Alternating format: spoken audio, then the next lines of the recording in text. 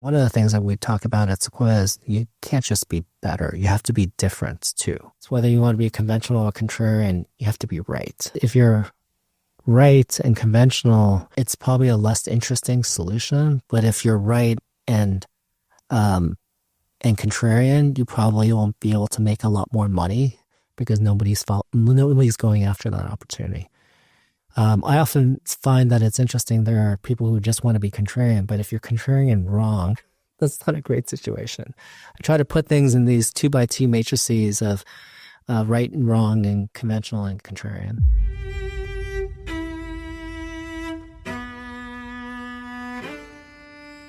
Welcome to The Knowledge Project. I'm your host, Shane Parrish. In a world where knowledge is power, this podcast is your toolkit for mastering the best of what other people have already figured out. Today's episode will transform how you think about building and scaling transformative companies. My guest is Alfred Lin, one of Silicon Valley's most successful operators turned investors. After meeting Tony Heisch at Stanford over a pizza arbitrage scheme, Alfred went on to help build and sell LinkExchange to Microsoft, then scaled Zappos from startup to its $1.2 billion acquisition by Amazon as the COO and CFO. Now he's one of tech's most influential people. Like a lot of outliers, Lin struggled in school, preferring to hack solutions together than follow instructions. Sound familiar? That changed with one of his teachers who made him realize the importance of enduring impact over short-term gains. Whether you're building a company, scaling operations, or making complex strategic decisions, Alfred breaks down the frameworks and mental models that have guided him through multi-billion-dollar outcomes. We explore everything from his unique approach to company culture and hiring that helped make Zappos legendary, to how he evaluates opportunities at Sequoia, to the Crucible Moments that shaped his decision-making philosophy. This conversation goes deep into specific practices around scaling, competing with giants, and navigating technological disruptions, while revealing the deeper principles that have guided him through multiple successful chapters in tech. His insights on building enduring impact over short-term gains are more relevant than ever as we enter the AI era. And of course, we talk about AI. It's time to listen and learn.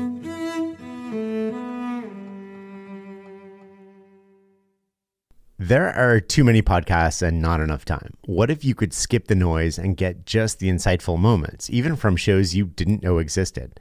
That's what Overlap does. Overlap is an AI-driven podcast app that uses large language models to curate the best moments from episodes. Imagine having a smart assistant who reads through every transcript, finds just the best parts, and serves them up based on whatever topic you're interested in. I use Overlap every day to research guests, explore, and learn. Give it a try and start discovering the best moments from the best podcasts. Go to joinoverlap.com. That's joinoverlap.com.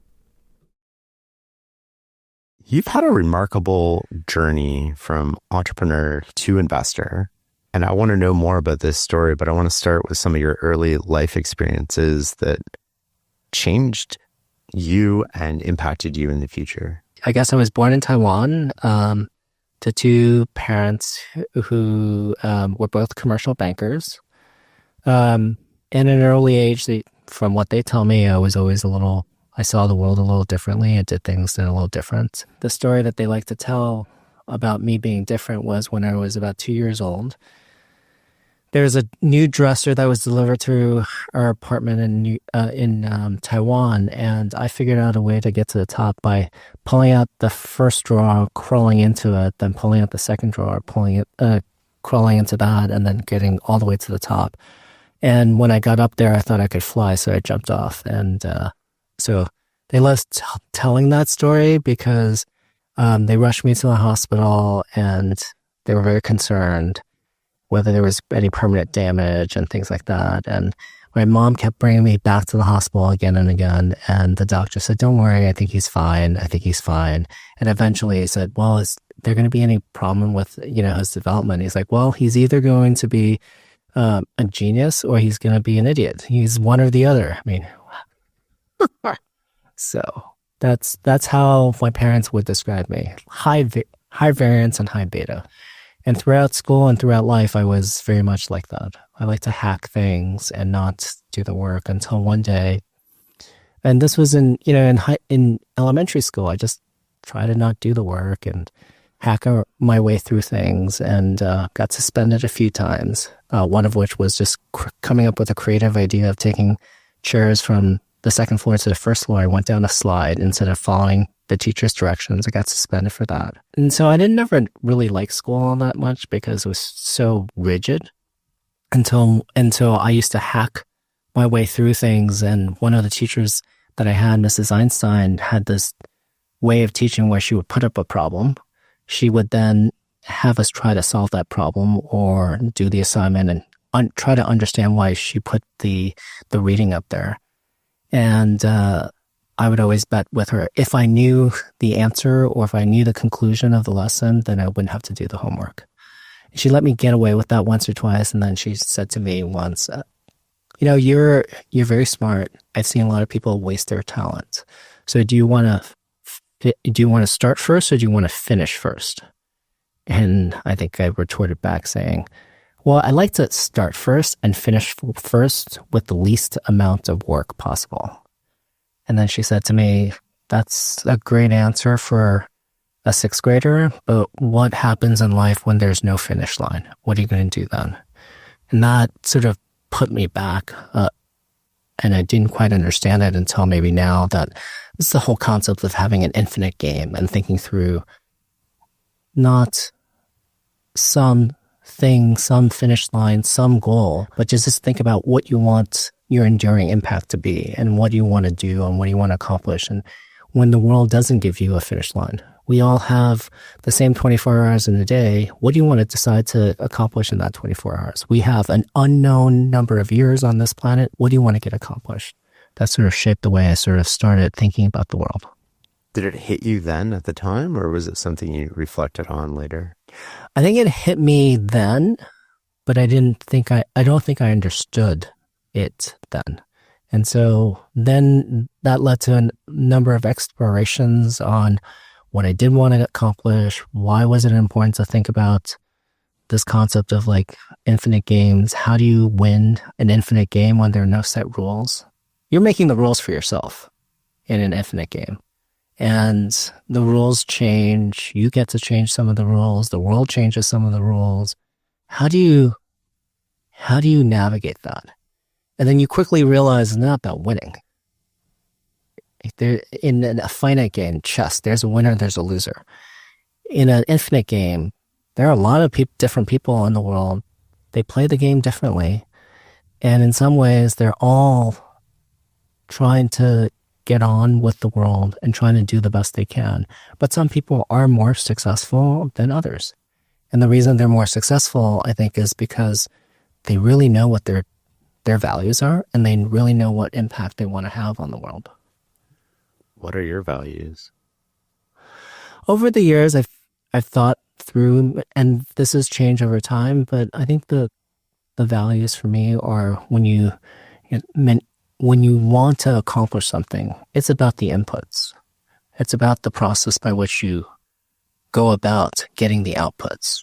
I think it's very, very important to have that. And I value that clarity of input eventually leads to output, and focus on the inputs. I value consistent compounding and just getting up every single day and just making small improvements every single day and compounding that. I value honesty and truth and just being very direct with people. I don't try to sugarcoat anything. I value people for who they are. My father, I learned this from my father, where he told me once, because I was like, I'm just so much smarter than everybody else because I'm a little cocky little kid. And he said, well, actually you can learn many things from every single person on this planet. I think I was probably 6 or 7 at the time, and he'd show me all the different people that he learned from, and that the collection of these lessons from many, many different people is what you become. And That was a pretty important lesson. So I value people for who they are and try to learn as much as I can from each individual person. I value family and friends. Pretty important to me. We talked a little bit about work-life and work-life balance. It's from, as you said, for many of us, it's work-life integration. And if you don't have some grounding with people who see you for who you are, call out when you're not being a good person, or you're not doing the things that you said you were going to do, what is there in life besides that? This episode is brought to you by Google Chrome. You think you know a browser, but Gemini and Chrome? That's new. It can help you with practically anything on the web, like restoring a vintage motorcycle from a 50-page restoration blog, or finally break down that long article you've had open for weeks. Gemini and Chrome is here for it. Ready to make anything online make sense? There's no place like Chrome. Check responses, setup required, compatibility and availability varies, 18+. How do you want somebody to call you out in those situations, or how do you call out other people? The way I do it is try to be fact-based and just give examples specifically of what has been working and what has not been working. And that tends to work pretty well. And there are times when Rebecca, my wife, will say, hey, this is not working for us. So what do you want to do about it? You can try to keep going the same way down this certain path, or we can try to change it. If we don't like something, we just change it. And it's just much easier to have those kinds of conversations. My son a few days ago was being quite negative about his school, and he's 13, he's going to be 14 this year. He's starting to be like me when I was younger and think that he's smarter than the whole rest of the world. And he said, hey, Atticus, do you want to have a negative attitude because you'll spin into this negative spiral? And by the way, if you have a negative attitude, the world just looks worse. When you have a positive attitude, the world just looks better. And we played this, let's use yes and for a bunch of things, and let's create options. And then you're going through the no but situation and it doesn't work. So let's try to just change your attitude about some of these things. And I thought that was quite an interesting conversation where just by simply changing the framework, he became much more positive. When you talk about inputs versus outputs, what inputs do you think about in life?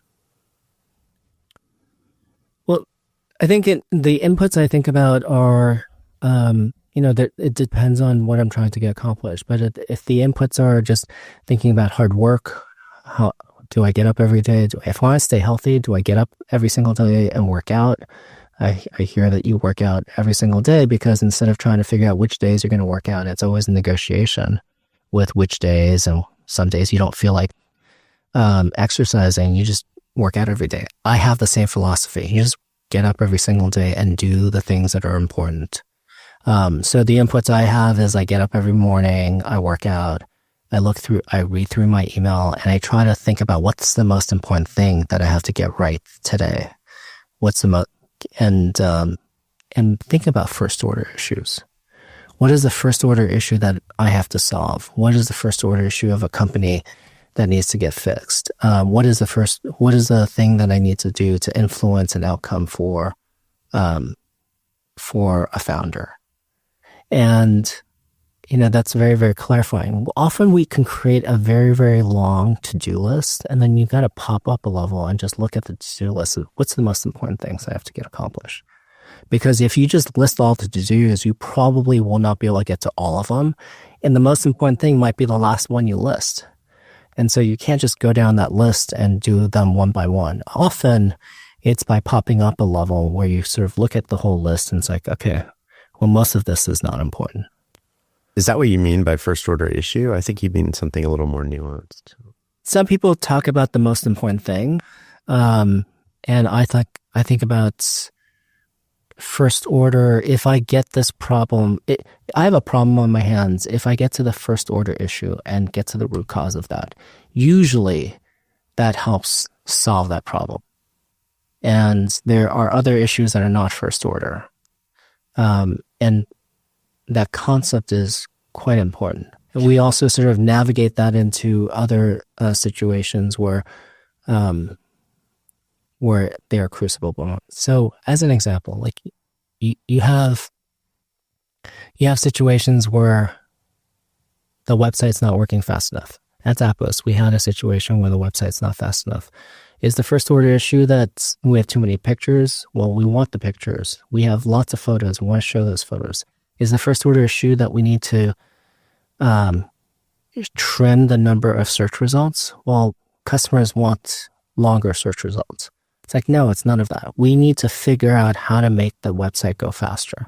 And so we start caching the search results. We start caching things. And so you start developing the technologies that solve the speed issue. But the first order issue is that we need to solve this with technology, not with a bunch of either or solutions. That's an example that I learned a long time ago. Another situation is the distribution at Zappos was not flowing well. And we couldn't figure out which process was broken. Was it the picking process? Was the ordering process broken? What was broken about it? And we went and just looked through the flow, and the flow was broken. And so there was too many handoffs across all of these different discrete processes. And so we had to sort of pop up a level and figure out what the flow of from when a customer orders something, when it gets through the distribution center, how is going to be picked, packed, and packaged and shipped. And when you look at that from a flow perspective, you start thinking about new solutions that allow there to be much better flow throughout the distribution center than to batch things for picking, batch things for packing, batch things for shipping. So that's what you mean by first order.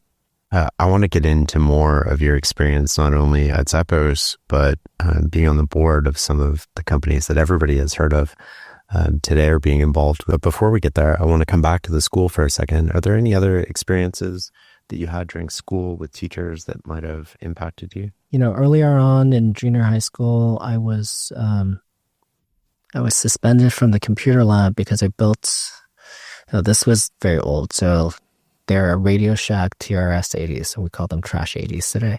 And there was the computer lab, you had to rent time in our computer lab to use the computer, and I built this game, and the central server at the time was literally a floppy drive where all of us saved our programs there. And one day, a bunch of the students in the computer lab all found the game that I programmed and then started playing with it. The teacher and the principal just happened to walk in and saw that we're all playing this game. And I was told that computer lab is valuable time and you should be doing something much more productive than producing a game. So I was no longer allowed to work in the computer lab. And the computer lab teacher was Mrs. Petosa, and she also ran the math team. And she said, well, I'm sorry, the principal wants you out of the computer lab, but you should join the math team. And I joined the math team there. And one of the things I was very good at was math. And she told me that if you want to be a leader and you want the team to win, it's not good enough for me to just solve the problems, but figure out how to get the rest of the team to perform. And so I started teaching the rest of the math team some of the reasons why I was able to solve some of these problems more quickly than they were. They're very talented, but I had figured out tricks that they had not figured out. And they had taught me tricks that I had not figured out. So we got better and better by riffing off each other. And so I learned the value of teamwork by just being thrown into a situation like that. You started a company before you joined Zappos. What was that? I started a bunch of things. I started a lemonade stand when I was younger. Those were not interesting. I started a lawn mowing service in junior high school. I did it myself and realized it was not fun. It was too hot in New York City. So I got the contracts and then asked some of my friends from school if they would help me do the work. I had a few odd jobs here and there, and it was just never as fulfilling as working at a company that from the ground up. When Tony Hsieh left Oracle to start this company, that was originally called Internet Marketing Solutions because they were building websites. He asked me to join that company. I said no. Then they found out that they couldn't get anybody to go visit these websites, so he connected all of them, and that became LinkExchange. And I joined that company soon after. Sequoia invested in that company. And it was a banner advertising exchange that was one of the largest banner advertising exchanges in 1998, 99. We sold that to Microsoft for $265 million. And that was quite the experience. Did you know at the time we were sort of in a bubble, or how did you think about it back in the late 90s? I mean, we had a business. We had $15 million in revenue. You can kind of tell that we were in a bubble when someone would be willing to buy a company that had $15 million in revenue for $265 million. But also, it was the third largest acquisition at the time. So I think when you're in it, you don't realize you're in a bubble, but popping up, like the numbers don't make sense. Yeah. So that's why I think it's valuable to have people who are slightly outside of where you work to keep you accountable. It's like, hey, how does this work? Just by simply asking questions, you get into a situation where like, wait, I can't explain that question. I can't answer that question succinctly. I can't explain it. Maybe that person's question has more insight than I would have expected. What are some of the lessons you learned from LinkExchange? Boy, that was so many. There are many, many lessons because it was the first time we're doing anything that was at scale. And you hear this all the time that you should hire slowly and make sure you really, really understand who you're hiring for. And often when someone's not working out, it's probably time to let them go. And we always gave people too long. And I think the company's velocity couldn't go any faster because we didn't hire as well as we could have. We didn't let people go when they weren't working out. And those are very, very important things to get right. I often sort of think about the velocity of a company. Velocity, I measure that in two ways. There's, you use the word velocity as opposed to speed, because speed is just how fast you're going. But velocity also has direction. And I think the combination of the two is quite important. But the whole speed of a company generally doesn't get any faster unless you're pushing. And the best companies, they keep pushing. And otherwise, you're just going to go slower and slower and slower. I think building a real business is really important. Many of the companies that were founded in 1998, 99, 2000, they were not real businesses. They had lots of eyeballs. They had lots of users. But that's not really enough. And at Sequoia, we often talk about the fact that we own shares in a company. We don't own shares in the founder. We don't own shares in the product. We don't own shares in their go-to-market strategy. We own shares in the company, and that company needs to have a business one day. My partner, Pat Grady, loves to say that free cash flow equals freedom, because eventually a real business generates real free cash flow. And the freedom being that? The freedom that allows you to not have to raise money, the freedom to allow you to invest in new areas, the freedom to continue to grow because you can invest in growth and invest in new novel technologies and new product lines, the freedom to not worry about the quarterly sort of pace of having to do more and more sales. You generate free cash flow, and it just generates a lot of freedom. Let's go back to the push-pull thing. You said companies don't generally increase velocity without force. How do you think about the difference between adding force or removing obstacles? That's very, very insightful of you. I think many times applying force is what leaders try to do, which is just to apply a forcing function and make you make a choice. And often I think removing obstacles are just as important as applying the pressure to keep going on and on and on. But often, when you apply force, you realize where the obstacles are, because you butt against that obstacle, and then you realize, okay, I keep butting against this. Maybe I have to figure out a way around it. Um, and my job as a board member is to help you identify obstacles and help you remove it. But sometimes you just need to be pushed against it. Is there an example that comes to mind when you say that, where you push and it helped you identify an obstacle? Maybe in the early days of Airbnb, I think people forget it was much more of a listing service and it was less of a marketplace. And if you sort of take the definition of a marketplace, you have to complete the transaction. And you just not only have to complete the transaction, you have to remove as much friction as possible. And so Airbnb in the early days had a calendar, held the money, paid out the money, but there was this big friction, big friction. And it was because there was not enough trust between the host and the guest. And so the early days of the removing of that friction was to get connected through Facebook Connect, so you can check someone out and check out their Facebook pages and who they are, and to see if this is an authentic person. But even that, checking that out took 24, 48, 72 hours. It's just too long. And you just kept pushing. This is not going to work long term because there's only so many people that can book travel and wait 24 to 72 hours before they know that they can go there. And so it started out, many great companies start out as a fringe sort of activity, and you have to figure out how to make it more mainstream. Often that is about removing obstacles or removing friction, but you butt against this and you're like, what's the solution here? And you keep applying force. This is going to limit our growth if we don't solve this. And eventually, Brian and the team and the product team figured out that we needed instant book. We needed to figure out how to instantly book people. Well, you have a whole set of hosts now that are used to not accepting guests just because they book them. So how are you going to remove that obstacle? Well, you start with new hosts. It's like, let me show you that Airbnb can be trusted. We're going to, as new hosts, we're going to send you some customers and you should just book them automatically.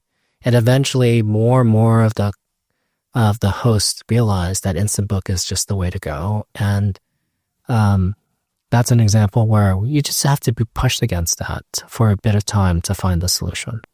Was DoorDash sort of fringe too and went mainstream? Didn't they start in like the suburbs or something? DoorDash started more fringe than even the suburbs. It started on a college campus. And the reason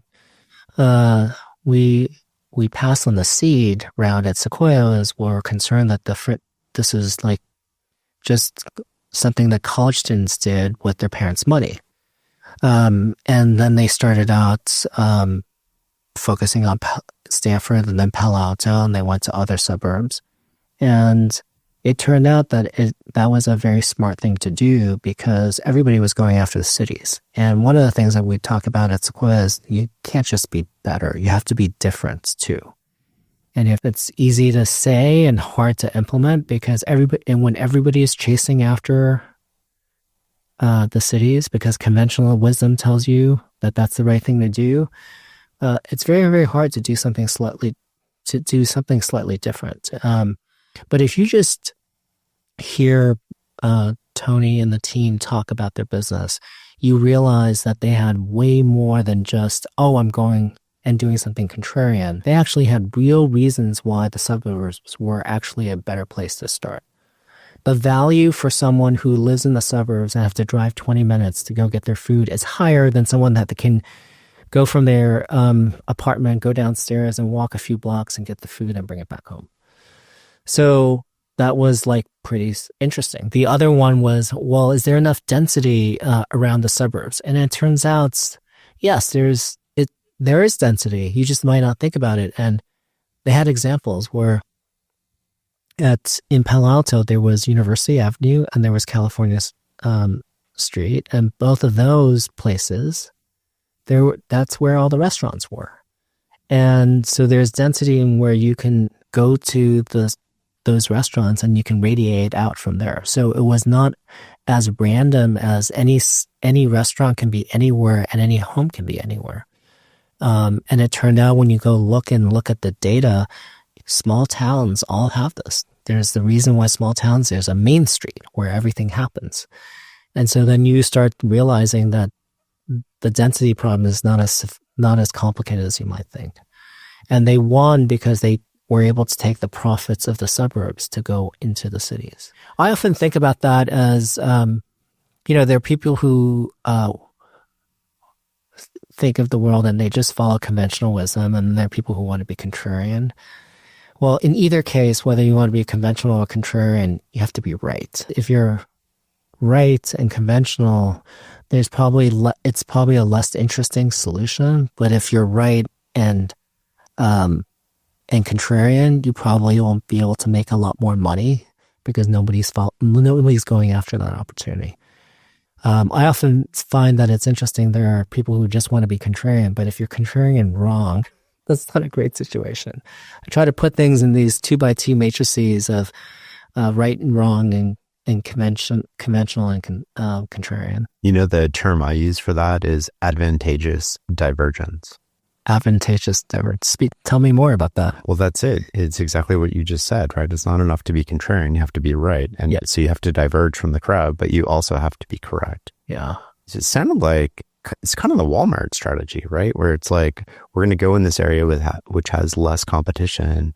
We're going to get really good at what we do. And then we're going to use the money or profits and we're going to funnel into maybe the more desirable area. Like when Walmart started competing with Sears, they didn't go into cities and Kmart. They went into the suburbs where where the contrast, I think, between their ability and what they were competing against was much higher. Yeah, and I think that's what all startups should focus on. You don't want to compete with someone bigger than you head on because they have more money, they have more people, they have more history, wherever they have more abilities. You just want to compete with them where they're not competing. Double click on that for me. Well, your example about Walmart, where the example about DoorDash focused on the suburbs. There's an example about DoorDash where do you want to win McDonald's or do you want to win the top 100 merchants? And it's not just about one or two. Yes, McDonald's is one of the largest merchants, but winning a whole suite of them is actually more valuable. Google, the long tail keywords, more valuable than, the head. And most of advertising was broadcast advertising. You start from the top, and this is a bunch of long tail keywords. And I think a lot of great companies, whether it's intentional or not, try to do things very differently than what exists today. Apple, they weren't the first to many things. They were, they didn't make the first personal computer. They just made their focus was always about the user experience. Whether it was the computer, the phone, the watch, everything they do is about having a great user experience. That was not the conventional thing that people thought about. It was about, in the early days of the PC, it was about processing speed and which processor was the fastest, et cetera, et cetera. When the phone came out, it was about the keyboard. We don't use the keyboard anymore. The Apple thing is fascinating. So is the BlackBerry thing, because they really hung on to that keyboard thing. But I remember when they came out with their new, I forget what the device was called. It was like their Apple killer. And I used it as a demo and I couldn't figure out how to get on the internet. And I was like, they're done. So user experience is so important. It took a demo to figure out how to use the internet. Once you figured it out, it was great. But I was like, oh man, this is so not intuitive. Yeah. Let's go back to hiring and firing a little bit. Was there any moments sort of at Zappos or earlier with LinkExchange where you thought you had the wrong fit, but it turned around? That's a great way of asking that question. I would say probably not. In the early days of LinkExchange, we hired, and back to conventional, and we hired the conventional right person. We were looking for a marketing person. We were looking for a marketing person that marketed to small, medium-sized businesses. They understood the internet. They fit all the specs that you would have in a job description. But they didn't fit the way we operated. They didn't fit the way what we valued. And it's easy to sort of limit that down to like they're just a, a professional marketer and they're mercenary, not a missionary. That's how Tony would tell the story. But at the end of the day, they didn't value what we were trying to build. They didn't have the same values that we had. And which is why when Zappos started, Tony spent a lot of time defining the values. This is Tony Shea of LinkExchange and Zappos, the values of the company. And it's something that I talk to founders about. If you don't have the same mission, you don't have the same values, you don't have the same operating understanding of the company, it's very, very hard to work together. And then, you're asking someone to change when they fundamentally don't fit to the company and how the company works. That is generally the issue. And then the other issue on the flip side, on the functional side, when your company is growing really, really fast and you see someone who is growing, but they're not growing as fast as the company, every single day, the delta between how far the company is moving or how fast the company is moving versus how fast or how far the person is moving, the delta gets bigger and bigger and bigger. So it gets very hard to turn around. And so we have this concept that a lot of people have at Sequoia. We hire for slope, not intercept. So experience obviously matters, but if you just hire for the experience and their slope is not fast, that's going to become a problem at some point. And so we really, really ask founders to think about what is the person's potential? What is their slope? And we much rather bet on someone with high slope and low intercept, because in startups, in companies that are new, the experience is helpful, but you're doing something different and new, and you need to reinvent. Bring a playbook over from somewhere else is helpful up to a degree, but usually many of the problems that you need to solve are just different. And that's why you hear a lot of founders talk about first principles thinking and don't reason by analogy, etc. Because you do have to solve the problem a different way. What's the difference between slope and potential? It's just, well, slope is just is pretty much the same thing, slope and potential. But having a high rate of learning, high rate of, sort of being able to move fast. And so if someone has a lot of potential, they're over here, their potential is up here, that slope, when you draw that line, is pretty high. How do you gauge somebody's potential? It's like, you might be able to do this job and you might be able to grow into it, but like coming into it, it's like they're not going to check the boxes. They're going to look different. The future does not look like the past, but you have nothing else to go on but the past. And you can see whether someone moved really, really quickly in the previous situation where they promoted 3 times in the same year at a different company that was moving very, very quickly. Do they have a sense of urgency? You can test for some of these things. You can ask about these things. But yeah, you don't know whether they have the potential to grow into the next stage of the company until you put them in that position. Often I think the challenge is the company is moving so fast and you're hiring someone that has done the job before and you know that they can do the job for the next year or two. And that's maybe good enough. If you hire someone, you have to let them go in 3 months. That was a mishire. There's almost no reason why that person was not going to be able to do the job for 3 months. They either were not a cultural fit, they didn't have the right skills. If they stick around for a year or two, it's usually because they've done the job before and they're picking up a bunch of low-hanging fruit.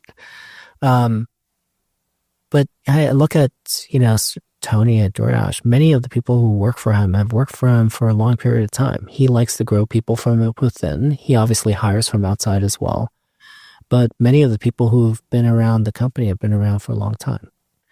Amazon, many of the senior VPs that were around Bezos had been around the company for a long, long time. Now that Jassie's they're now a CEO, he's trying to develop people also for a long period of time. If you look at great companies, they're very, very good at developing talent both from within and hiring from outside. Is it a red flag if the turnover is too high then? Is it like a sign that people don't know how to hire, right?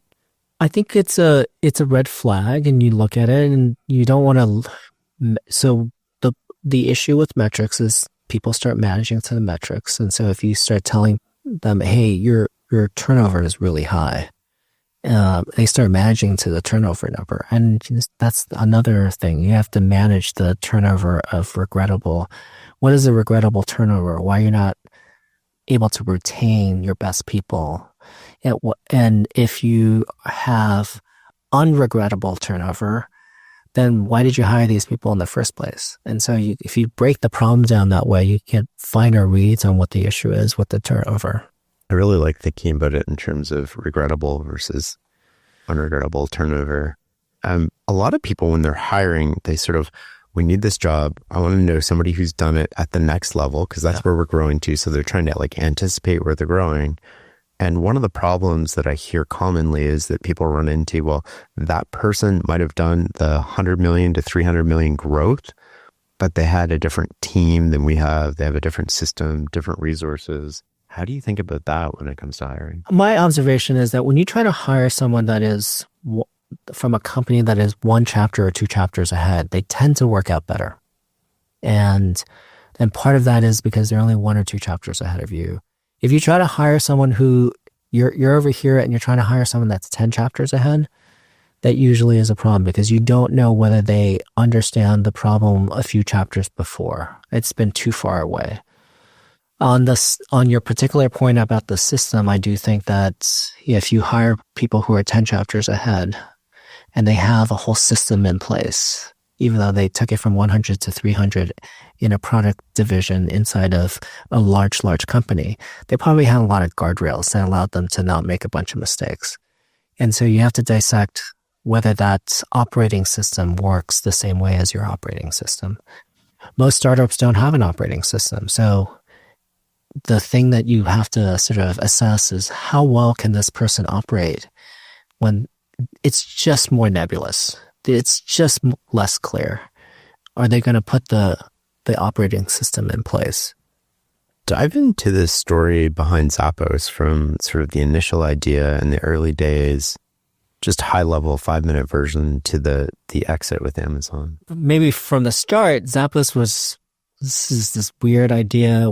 I can't even believe we funded it because this was originally founded by Nick Swimmer. He had called and left a message on our answering machine. This is how old and back we were going in 1999. And Tony and I were running a seed fund, a venture fund, an incubator called Venture Frogs. And Nick said, hey, I have this crazy idea. I'm a webmaster at Auto Bytel, which is an auto website. I'm the webmaster there. I think it'd be great to just start something for shoes because I went to one store, couldn't find the right size. Went to another store, couldn't find the right color. Went to another store, they didn't even have the style that I'm looking at. And he had already searched the web and found a whole bunch of websites where people were basically trying to sell specific shoes on the internet. And we thought it was the craziest idea. And we almost, I think one of us had our finger on the delete button to that voicemail. And he said that you might think this is crazy, but mail order is already 5% of sales in the US for shoes. I'm like, okay, 5%, still small. But the shoe industry is 40 billion, 5% is 2 billion. And it just wasn't rocket science to understand that that the internet was going to be bigger than mail order. And so we took a meeting, we decided to make an investment, and we funded the company $500,000 at a time. When we were at Venture Frogs, I had to then leave to go work at a company called Tell Me Networks, and Tony joined Zappos relatively early on as an advisor and then became co-CEO and eventually CEO. But the most important thing back then was because it was an e-commerce company and we were going from 1999 to 2000. It was growing from 2000 to 2001. I was like, uh-oh, we have a situation. And the day after 9/11, the company had zero in sales. zero. You went from whatever it was, which was small, to zero. And that was the first crucible moment, using the term because Sequoia uses the term crucible moment, what we're going to do about that. So it shook the company, and we basically went back to basics and wanted to build a company that was profitable. And so Tony ran the company at break even and continued to grow the company for a long period of time until Sequoia came in 2004, 2005 to make the first investment. Most of the company was financed from a small seed round. Tony invested $10 million of his own money, but most of it was financed through being very, very creative, figuring out how to get merchants that we ordered from to give us credit and to increase the credit line. We had eventually got a line of credit from Wells Fargo, but the company burned very little cash. And for a company that went from zero, when we sold the company, it had $1.6 billion in sales. That really didn't have a lot of equity financing. Was pretty incredible. You hear about companies raising hundreds of millions of dollars to get to 1.6 billion in GMV or in sales, and here's a company that basically raised $10 million, and it probably was undercapitalized, but it really did highlight that you can build a company by having CAC be profitable on the first order, by being focused on customer service and not focused on marketing. Tomorrow morning is knocking. Stock your fridge now. How about a creamy mocha frappuccino drink? Or a sweet vanilla? Smooth caramel maybe? Or a white chocolate mocha? Whichever you choose, delicious coffee awaits. Find Starbucks Frappuccino drinks wherever you buy your groceries. Talk to me a little bit more about that, because you didn't have a huge budget for marketing. You had to get, within the first month, you basically had to pay back yourself for marketing.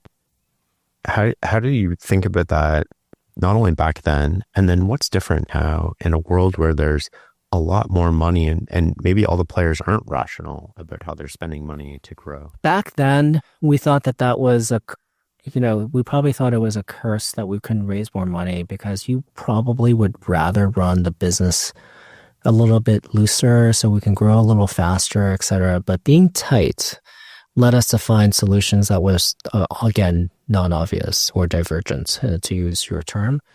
And the divergent idea we had was, if we can only spend money that was profitable on the first order, we needed other ways to grow. And the focus was to become much better at customer service. We noticed that it was much easier to keep a customer and getting that customer to order more than it was to acquire a new customer. And then we just went down the line of what we can do for the customer. We tried to make the website load as quickly as possible. We tried to pick, pack, and ship within 4 hours. The solution to pick, pack, and ship in 4 hours was to solve a operations flow issue and not batch the operations, which I don't think anybody else figured out in e-commerce back then besides Amazon. We decided to work very, very closely with UPS in particular, and then FedEx and USPS to figure out how to get the shipping rates as low as possible. We started shipping so that it was 5 to 7 days ground shipping to eventually overnight shipping so that the customer got it the next day. We figured out logistics, reverse logistics, so we're bringing the shoe to your home. We heard lots of reasons why people didn't want to order shoes on the internet. We knew that before we invested, and we knew that we needed to bring the store to your home, have you try it on, and then return the things that you did not, that didn't work for you. You did not want anymore. And by doing all those things, we provided much better customer service. On any given day, the orders that we had, 80% of it was from repeat customers. And we grew the business, some with marketing, but the majority was by providing great customer service, having high repeat rates, having high LTV, and having customers basically tell everybody else how great that business was, how well they were treated, et cetera, et cetera. I read somewhere, and this was counterintuitive when I came across it, so correct me if I'm wrong, that your best customers returned the most shoes. Yeah, that was a very contentious discussion because every year the return rate would go slightly higher, and it was slightly higher. But we kept growing. So one way to look at it is, well, it's not really hurting us. And then the other way is, well, the return rates are high, and the most expensive process in the distribution center was managing the returns. You had the return shipping. You had to open up the boxes. You had to look at the product and figure out whether it's ready to go back on the shelf, it's damaged, I need to fix it, or it can no longer be sold again. Because if you put something that cannot be sold again on the website and make it available and that gets ordered, it's freaking going to come back and be returned again.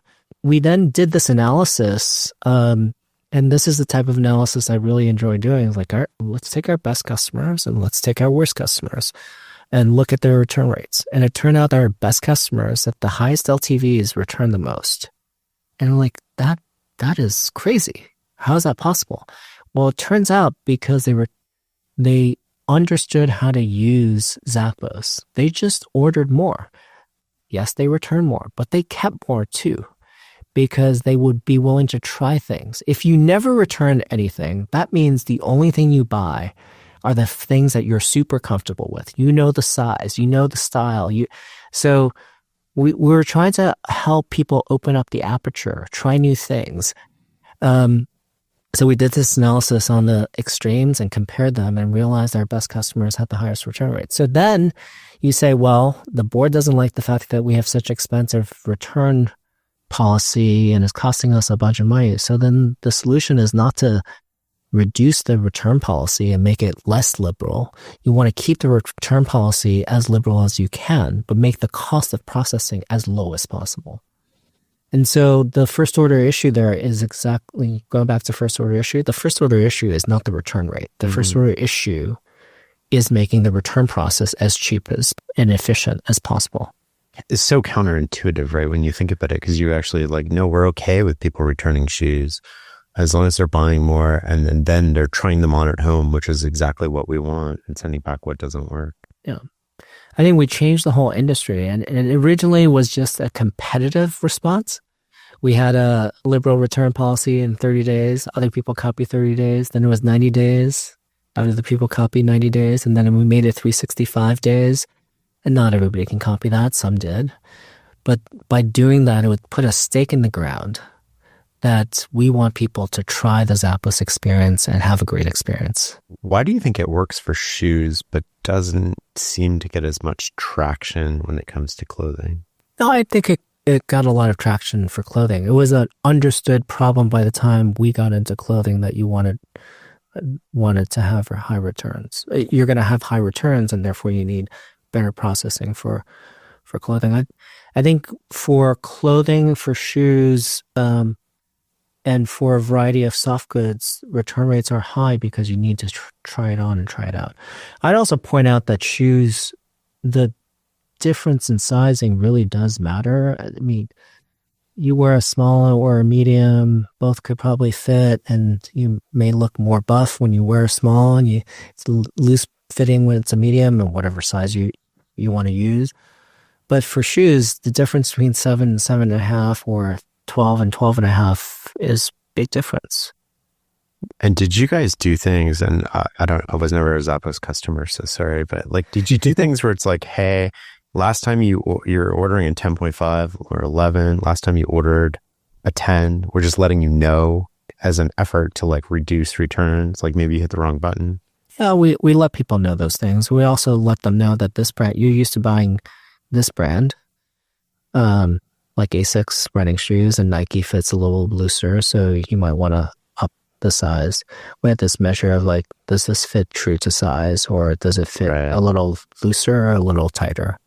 You guys also had an incredibly unique culture. What went into the thinking behind that? The culture of Zappos was very special, and it was something that we wanted to preserve, partly because Tony Hsieh had this experience at LinkExchange where we didn't define the values of the company. We started hiring people that were conventionally right for the positions in the job. And one day he woke up and realized the company that he had founded and built was no longer the company he wanted to work at. And he wanted to make sure that the company that had this special culture that was Zappos kept the culture. In the early days, it was not very well defined.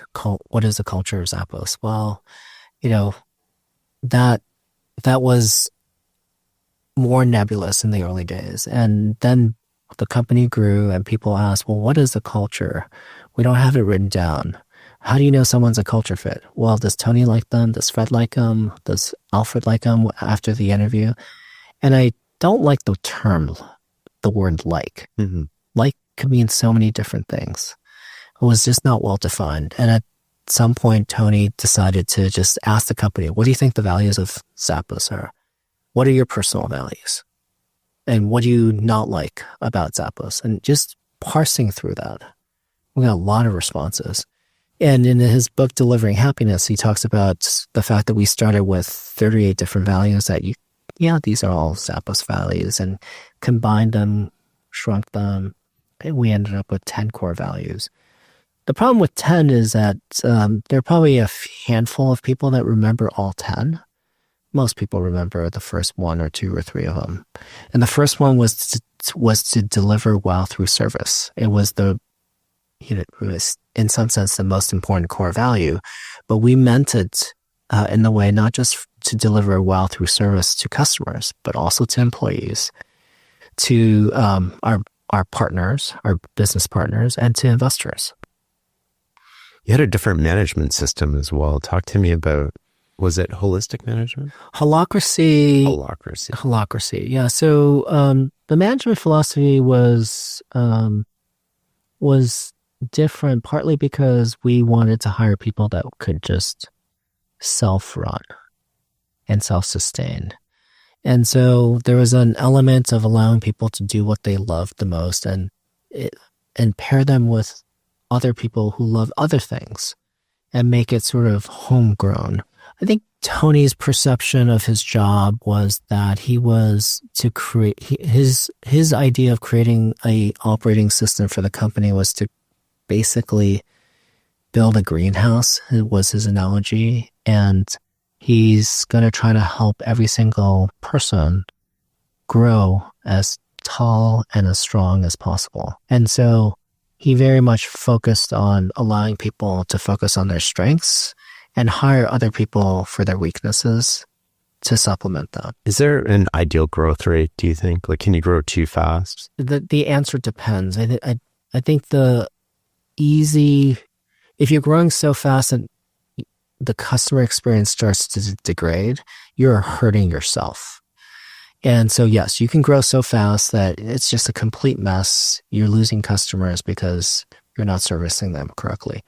And at Zappos, we were very mindful that whatever customer experience that we delivered, it was the best customer experience that we can deliver at that growth rate.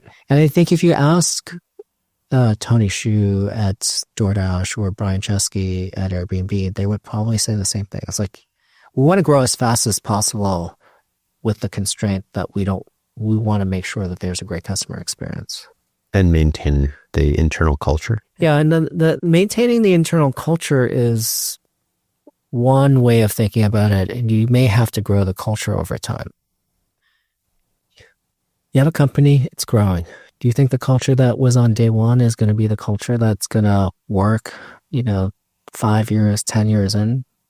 It's not this static thing. It's not a static thing. Culture should not be static. Every year you do a strategic plan and a financial plan. You figure out what your next year's revenue is going to be, your hiring plan, your marketing plan. You have all these plans. You should also have a plan for culture and how to grow that. I think the best companies think about that. Like, how does our company change? How do we grow up? How do we become 1 year older and better and faster at the same time? How, when you're having so much success scaling, like going from $1 million in sales to $1 billion, do you not sort of get complacent? I think that Because you were dominating the market at that point in time. You were the leader clearly in that space. You're talking about Zappos? Or? Yeah. Well, in general, either. In general, I think for every company, if you read Jim Collins's book, Why the Mighty Fall, it's the first sign is the hubris of much success. And at Sequoia, we're just never complacent. But you actively work not to be complacent. We actively work not to be complacent. At almost every single company to make sure that you're not complacent. So successful companies just think that way. At Sequoia, we talk about you're only as good as your next investment. At Sequoia. At Zappos, we talked a lot about how easy it is to ruin a good reputation. You just, with the next order, if that's not good for a customer, you built all this effort to build a good reputation with the customer, and one bad order on an important order, like their wedding day, and you ruin that reputation. And so I think a lot of companies have different ways of thinking about that. And Brian Chesky thinks about what's the next thing? What's the transformation that we're going to create? What is the next thing for the customer experience that's going to be great? Tony Xu thinks about the next product that to power the local economies. What's the next set of people that we're going to help? And I think, if you sort of go back in the history of any business, you notice that customers are just enormously impatient. They're enormously unsatisfied. Everything that is new and novel becomes standard. And Bezos had this line about how customers are just always dissatisfied. I want to kind of go deeper on that. It's almost like there's a natural entropy to create more sediment inside an organization. Toby Luque in our interview used the word sediment, like you start building up the bureaucracy, and entropy being like that's the natural result of growth and scale. And then you actually have to apply a lot of energy to make sure that it doesn't happen. What are the early signs that you see that of sediment? Yeah. Well, there are a lot of examples of this. When the reason I always take a snapshot of when I go into a company for the first time, just see how fast they're moving. And then I tell them, today is a great day. Hopefully you will move faster than today. And I hold that as a bar. And if you don't have that mentality, it will start to slow down. And so what was the sentiment? Like the process becomes, instead of making fast decisions, the thing that people value is having a good process that slows you down to make sure you have the right decision. You have to make high velocity decisions at scale. And I look for that. Like, are we able to make high quality, fast decisions as quickly as possible? Or do you let the process determine the decision? How do you judge a decision's quality? You can't necessarily at the moment in time. You can think about things at the moment in time as how deep have you thought about the problem? How much research have you done?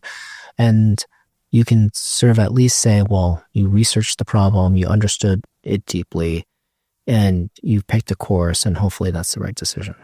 And in hindsight, you can always look back and look at whether those decisions are right or wrong. And I don't think enough companies look at that enough. Instead of projecting next year's revenue and next year's strategic plan, part of the strategic plan should be about looking backwards. What decisions did you get right? What decisions did you get wrong? What do we need to course correct? You guys also had an element of, I think it was even specific back before it became popular, but getting 1% better. Talk to me a little bit about that and what it meant, practically speaking. There are two things at Zappos that I pushed very hard and popularized. One was the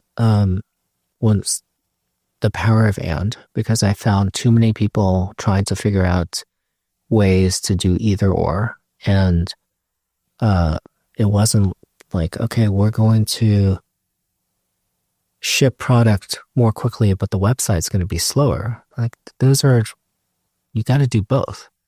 And if you think about the little things that we do at Zappos, it was about just compounding 1% every single day. And I used to write on the whiteboard 1 plus 1% to the 365. Because if you take $1 and compound it 1% every single day, you get this ridiculous result, which is you get $37, $38. And so when I hear about, making a leap forward, 1 to 38 is a big leap. And it's on the scale of figuring out what's a 10x idea. It's even bigger than a 10x idea. I hear founders talk all the time about, I only want 10x ideas because those are the things that move the needle.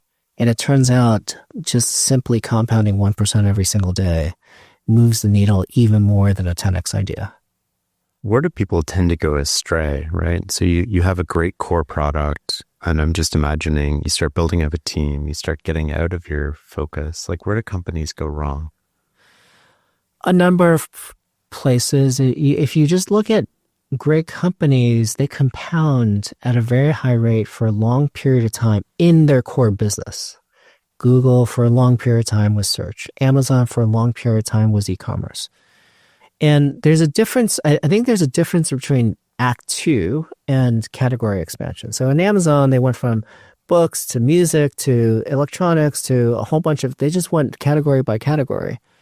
But it was the same real core business, which is getting product to the distribution center, pick, pack, and ship the products that you want and shipping it to you.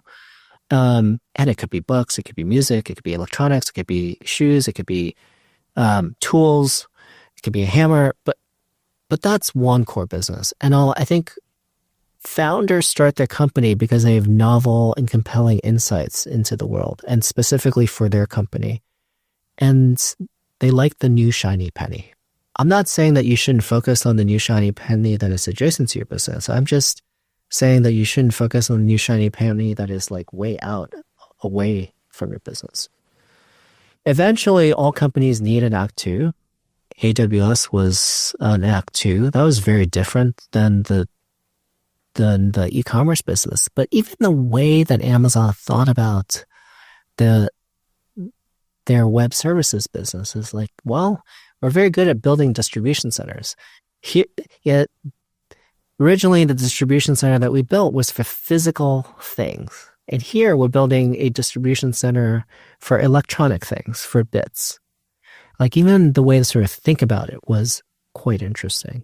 They didn't think this is a high margin business. They thought of it as okay, this will be a low margin business too. And we like low margin businesses. And that was Bezos's famous quote, right? Your margin is my opportunity. Yeah. I like the idea of Act 2. For a lot of companies, Act 2 is the founder steps down, professional management sort of comes in. Talk to me the difference between, as you see it, a founder-led company and a professionally led company.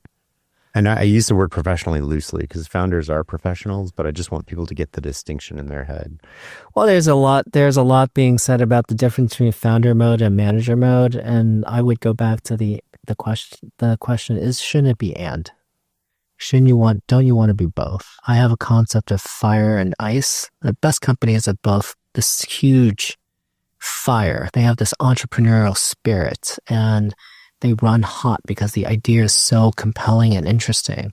But they also have this icy side. It's just cold facts. It's management. It's about getting to the details. And the best companies have both.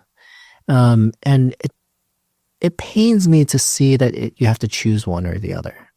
Because the best companies do have, they figure out how to make sure that both are in the company. What are the different strengths, I guess, then? Maybe that's a better way to think of this question between founder mode and management mode. What are the weaknesses and strengths of each? How do they work symbiotically together? I would say that there are many different modes of a founder or a manager. The beginning days, you're a creator. You're finding 0 to 1. You're creating something that the world has not seen before.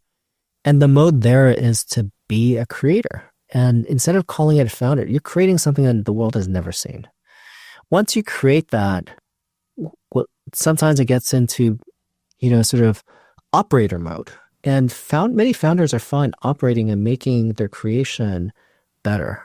It's about understanding the inputs and outputs. How do I sort of make the system better? I create something, I need to sort of go to market with it. How do I systematically make the go to market happen? And you're trying to just operate the thing in a way that sort of scales the business.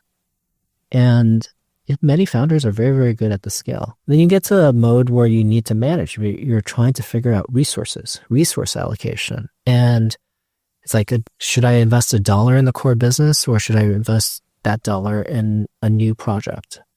And sort of having a framework on how to make management decisions like that. That's what a lot of companies at scale, the CEO needs to figure out. And then there's just a level of leadership around how do you lead the organization and think about it from an organizational standpoint.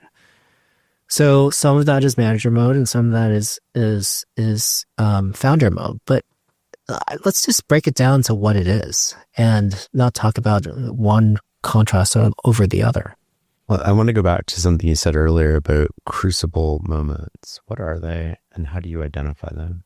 Crucible moments is the term we use at Sequoia for things that are basically very important type 1 decisions.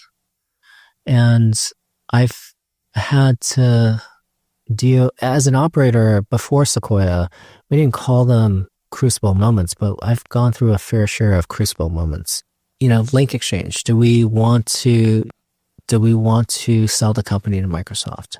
At Tell Me Networks, when we're burning $60 million a quarter, how do we get through that? And how do we pivot the company from a consumer business that wasn't working into an enterprise business? These are decisions that change the trajectory of a company.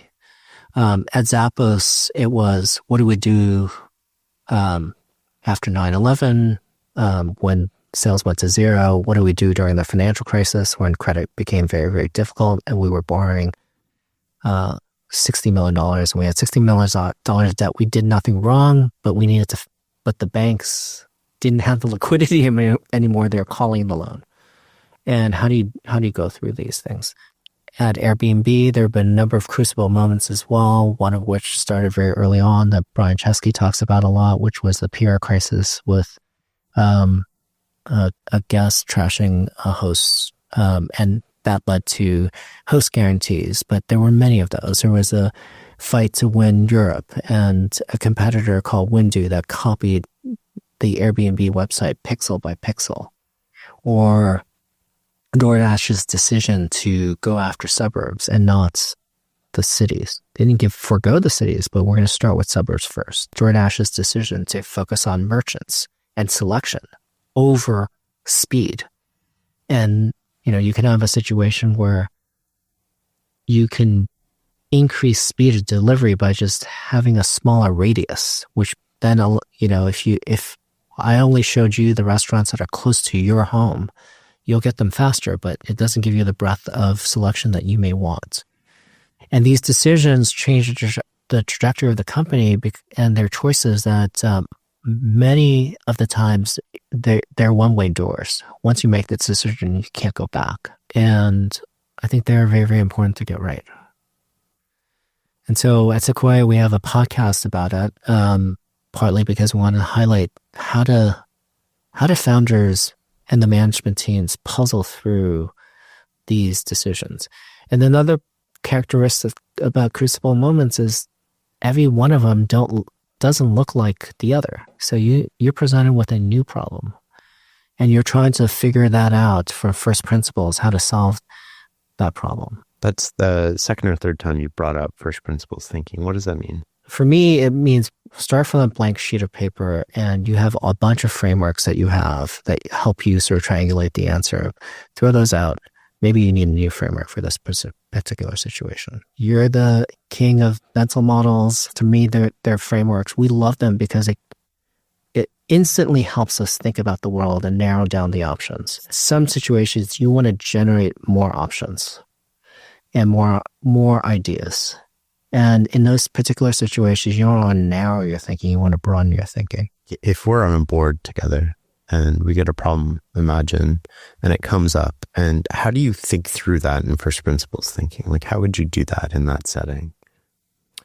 I'll give you an example from Airbnb. You know, when the pandemic hit, you can decide to do a variety of things.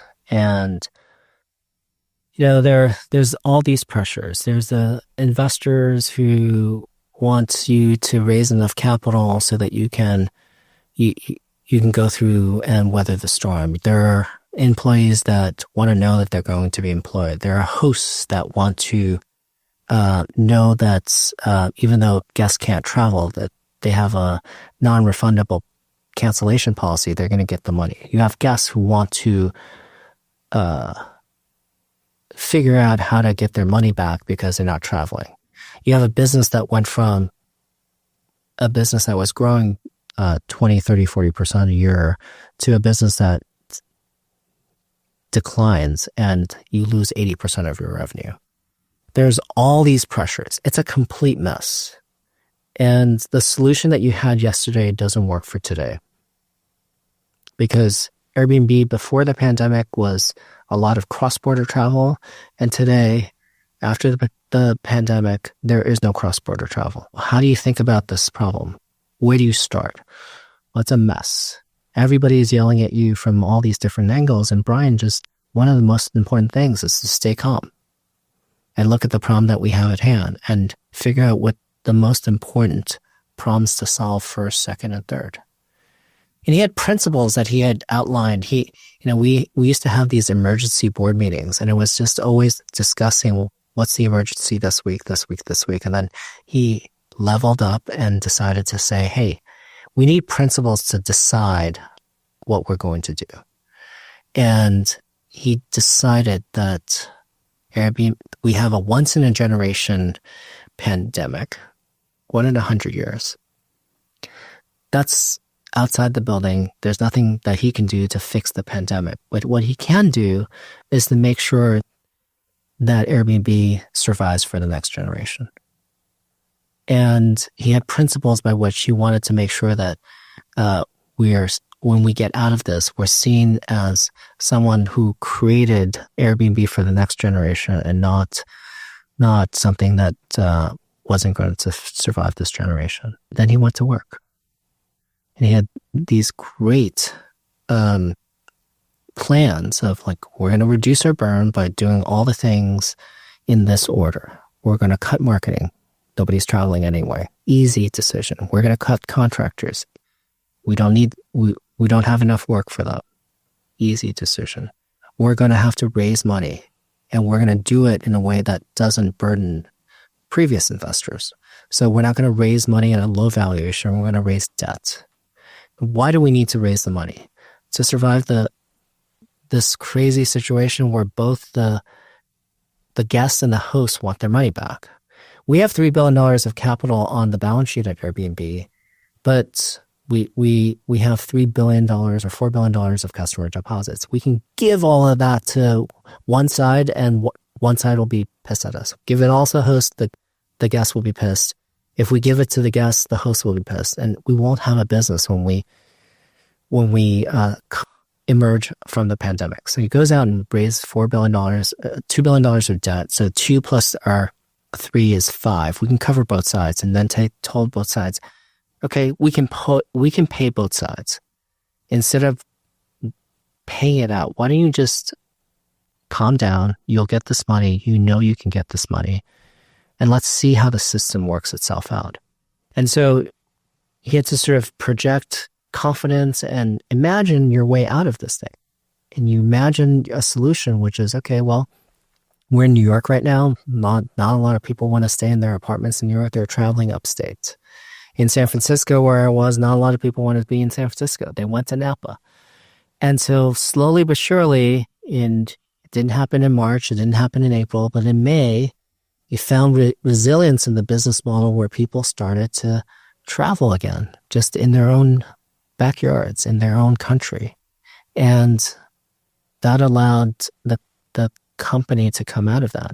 And the thing that he did last was to lay off employees. He knew that the employees were going to have a harder time finding another job during that time, during the pandemic. And so that was you just had these principles of how he's going to go solve this problem. Nobody would have told him to do that in that order. That's an incredible example. Thank you. And then on the flip side, this is the craziest thing. So because, Airbnb was the poster child of the number one IPO possibility for 2020, and they had seen their revenue go down 80%. And then they came out of that and then went on to be the number one IPO of that year in December. And DoorDash, I had the opposite experience of DoorDash, which was, boy, they were also trying to go public that year, but instead of being beaten down by the pandemic, they really accelerated during the pandemic. And also Tony Xu had a lot of principles behind what he wanted to get accomplished. And it was like anything else during the beginning of the pandemic, it was very, very scary because around the world, there are some places that were completely shut down, including restaurants. And if you shut restaurants down, because of his experience having worked in a restaurant with his mom, by his mom's side, washing dishes with his mom, he knew that restaurants wouldn't survive. They had less than 30 days of cash. And, that's less than 30 days of cash when they actually are running at full speed. So now they have less cash. The restaurant is shut down for a period of time.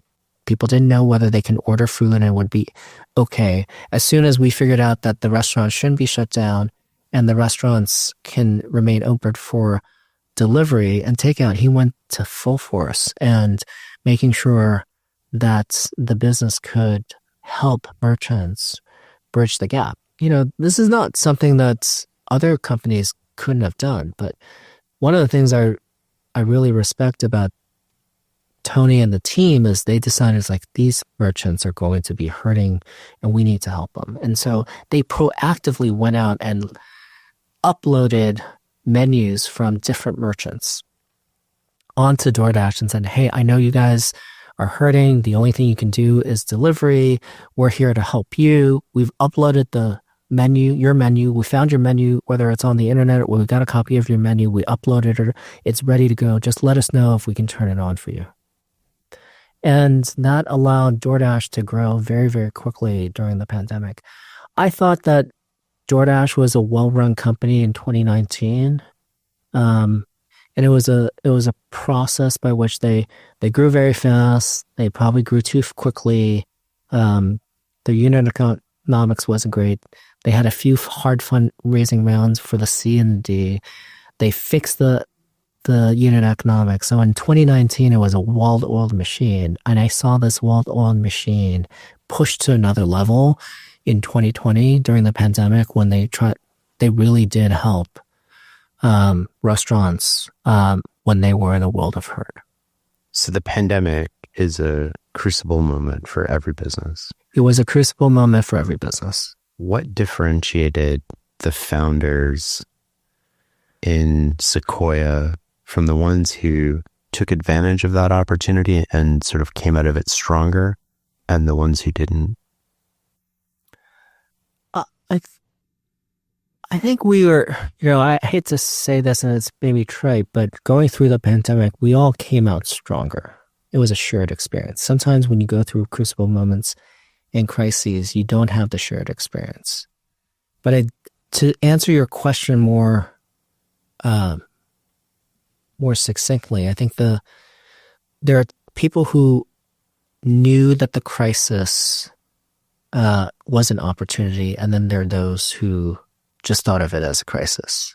And I think it was Andy Grove that says that, good companies get better and they're defined by a crisis. Whereas, there are a lot of companies that are destroyed by a crisis. And many great companies were defined and they changed the way they did things in a way that they found solutions that you would not have imagined when the crisis didn't happen. And I think the founders they realize they're in a crucible moment. They realize they need to do something differently. And they stay calm. They stop, they look around, and they look around 360 degrees and say, that's the direction I'm going. Even though the whole world is like revolving around them and it's a complete whirlwind. And they imagine why they should go into that direction. And in most cases, they had to find a different solution, a different product, a different way of operating, and then scale that into that direction. Those are the ones that come out really, really successful. In Airbnb's case, they had to change cross-border travel to local travel. They changed to long-term stays. They changed to having experiences. In DoorDash's case, they simply had to sort of do things that they've never done before. There wasn't it wasn't a product change, but they had to imagine a different solution. They're not going to wait until merchants call them and say, negotiate a deal. They said, look, we've uploaded your menu onto the website, into our app. These are our standard terms. Do you want to go or not? That wasn't a product that they had designed before the pandemic. Often you need to find a completely different solution they seem so simple after the fact, but at that moment is completely unclear that was the right decision. But that's why you need to stay calm. That's why you need to look around. You need to stop, look around, and find the right direction that you want to go in, and then accelerate. I think that's really an interesting approach, right? Where you sort of stop, you don't panic, you evaluate what's going on as rationally as you can in the moment, despite everybody wanting things from you and all this pressure that you probably have from investors, but you also put on yourself to take care of your employees, to take care of your customers, take care of your family. And everybody's worried about the same thing. So you're operating in a very amplified environment to begin with. Yeah. And the best founders are doing this day to day, but here the timeframes are much, much shorter and much, much more compressed. And people's voices are much louder. Just recently, Tony said that it's about many good decisions about sequencing. We all know what we need to do, but sequencing it right is actually what matters. And the sequence of how you do something often determines whether you're remembered or not remembered. In the example that we talked about for Airbnb, there was a sequence of like, what is the values that I have for the company? And let's go through the sequence that most matches the values. So Brian wanted to take care of the employees the most. And so the layoff was the last thing that he did. He tried to do everything else before the layoff. In Tony's case, the sequence was to make sure, because he had a heart for merchants, the sequence was to take care of the merchants. So there wasn't, it's just when you have these well understood values, it makes the sequencing a lot easier. And often people forget. They write down their values for a good reason. Because when you don't have a playbook anymore, all you have left is the essence of what the company is, which is the values of the company. Often that's the essence of the founder, the values of that founder and how they want to operate. But you forget that because it's noisy. Lots of people, lots of different parties wanting your time and your attention. Work from home has become a somewhat contentious topic, but I really want to hear your thoughts on the pros and cons and how you see it. Pros and cons. I think it's very, very hard to build an early stage company remote. And the reason I say that is unless you've worked with each other before, I view there to be a well of trust that is created when you work together in this, the reason why people who have worked together for a long period of time can like anticipate each other's movements and what they're going to do next is because they've been around each other for a long time.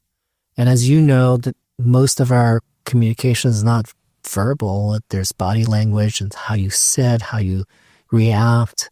There's a lot of communications that we miss through work from home.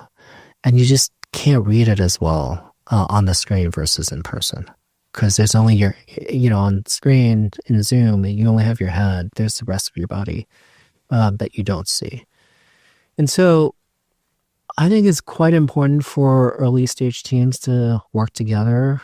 I mean, they don't have an office. They find the coffee shop to work together at. Why do you do that? You can all work from home, but why do you get together at a coffee shop to work together? It's noisy. There are a lot of people around. There's a reason why you want to do some of these things. And I think, does it mean that every single day I'm more productive in the office? No, there are days when I'm writing a memo. It's probably better if I sit in the office or I'm at home and just cranking. It's also very, very hard to build culture if you're all separate and apart from each other. There's no ritual. Culture is the values, but how do you express those values? They're your behaviors. They're the rituals. They're the narratives that we tell each other. And those things are just a lot harder to do over Zoom. So I think all companies should go back to being in the office a certain number of days a week. It doesn't have to be 5. I think that we can't put the genie back in the bottle on remote work. But at the same time, we thought the world was going to be different when we were all online. And it turns out we actually enjoy seeing each other in person. We enjoy having dinner together. I don't enjoy having dinner over Zoom with someone. I enjoy it when we're breaking bread right next to each other. Do you believe that you can please both sides? And that's sort of the hybrid model where we're going to work at the office 2 or 3 days a week, and then you can work from home 2 or 3 days a week. Do you believe in that being effective, or do you believe you have to pick a predominant one and focus, because your operational back end, your company culture, your cadence, they're all going to be determined by what you pick. And if you pick in the middle, you're probably making trade-offs on both sides and not getting maybe the advantages because you don't want to make trade-offs. I think it's best if you take a stance, take a side. Hybrid, I would quibble with the fact that hybrid doesn't work at all. I think you can be in person, you can be remote, you can be hybrid. You just need the systems around it to make up for the fact that you're going to operate in this way. Every multinational corporation, when they have multiple locations, was doing some form of hybrid, right? You have some people who are in this office, some people in this office, they're connected through telecommunications, and some people are on the road. And any company that gets a certain scale, the salespeople are in the field. They're not actually at headquarters, and you're having an all hands. Those people call in. But when you have an important all hands, you call everybody in. You have an important offsite, you call everybody in. And there are just certain things that should be done in person. There's certain things that are okay to do over Zoom, over telecommunications, over email. I think that there's a different medium to do different jobs depending on the objective is, and you should understand what the drawbacks and the advantages of each one. At Sequoia, we take a lot of first meetings over Zoom. And during the pandemic, when we were only doing meetings over Zoom, you just never got the right texture for the company, the cadence of how the company operated. And yeah, we might still take first meetings over Zoom, but we're going to meet the team, at some point in person. Did you analyze your investing during that period where you're meeting more over Zoom versus more in person when it comes as approaching the investment decision? Yeah, we can make those assessments, but the hard part is the environment is also different, right? So 2021 valuations were nutty. Was it the issue of making those investment decisions over Zoom, or was it the environment that drove valuations higher, so therefore the returns are going to be more difficult, more challenge when valuations are higher. Why do you play when the valuations are higher? When sort of like the game is loaded against you in a way. Like, why choose to keep playing? Why not back away and then come back when the odds are in your favor? Well, historically, valuations have gone up. But if they keep going up, then how does that work? Like, I think our LPs pay us to make money during good times and bad times. And here's the thing that is most interesting to me. You can decide to shut down, but then you won't get the texture of those companies being developed. And sometimes you got to keep meeting companies, right? Like, so you don't shut things down. You can decide to invest fewer dollars when things are hot, and you could decide to invest more dollars when things are cold. But the market is also smart. So when things are hot, it's usually because something new is happening. And things are cold, maybe it's just not a good time to invest too. If you could identify when it's irrationally exuberant, yes, you decide not to invest in the irrationally exuberant situations. But in 1999, which was one of the, if you go back in history and look at megatrends in investing, I'm 52 years old right now. When I was in junior high school, one of the things I did as a business was to build PCs, clone PCs, because the IBM PC, XT, AT, they were really expensive. And so there is one mega trend, which is the PC revolution. Then there was the internet revolution. And then more recently, the cloud revolution, the mobile revolution. Right now we're in the AI revolution. And the internet revolution, when I first started working professionally after college, was at LinkExchange. And then we started investing in 1999. That's when Venture Frog started. And if you decided not to invest in that time, you would have missed out on Google, Salesforce, PayPal, Zappos, OpenTable. There are a lot of great companies that were still founded during that time. And paying market prices for those investments would have been just fine. And you can wait until better than just fine. It would have been better than just fine. You could, but you could wait until 2001, and maybe you could invest in lower valuations. But often, in the public markets, you can wait because those companies are available when the multiples are low. In private companies, just because the valuations have come down doesn't mean the company that you want to invest in is looking to raise a round. Maybe, in 1999, you wanted to invest in Google. In 2001, they happened to be public. You could invest in Google, but if they were private, maybe you wouldn't be able to. Yeah. John Bragg said this thing in my recent interview with him that I had never fully appreciated, I don't think, which was he had a reputation for overpaying for all of the land he was acquiring. And I said, why do you do that? He's like, well, if we're easy to deal with, people want to deal with us. And he's like, these assets only go for sale once. And he's like, so maybe it takes 12 years instead of 10 to get our payback, but it doesn't really matter because there's no opportunity 10 years from now to buy it again. Yeah, I think that's an example for us. It's the same as true in investing in private companies.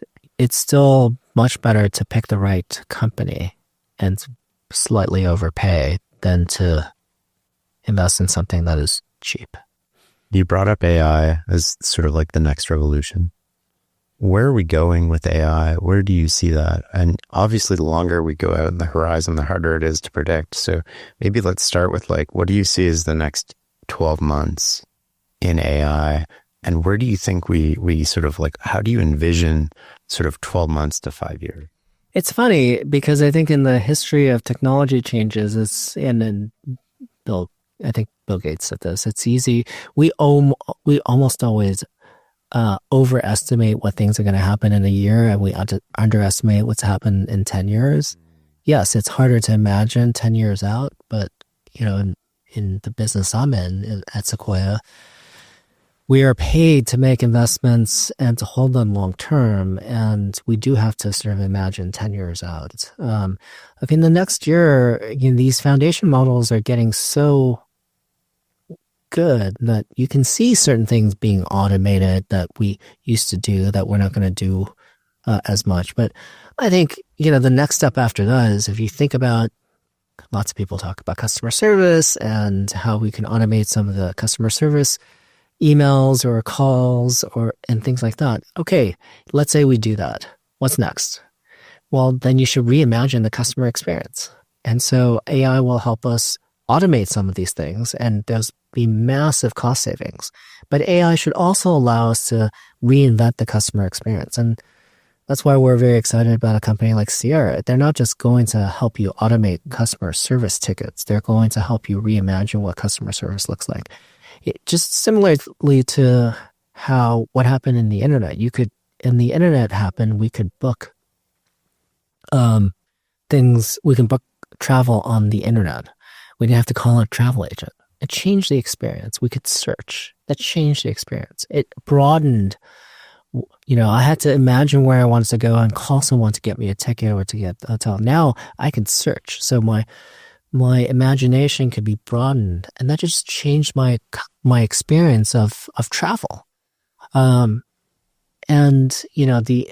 airlines didn't allow you to change tickets once you bought them because that was in some back-end system. They didn't want to open up that system. Now we can change flights on the website. Well, the same will be true with AI. Like, start with automation, start with new experiences, and the experience will completely change over time.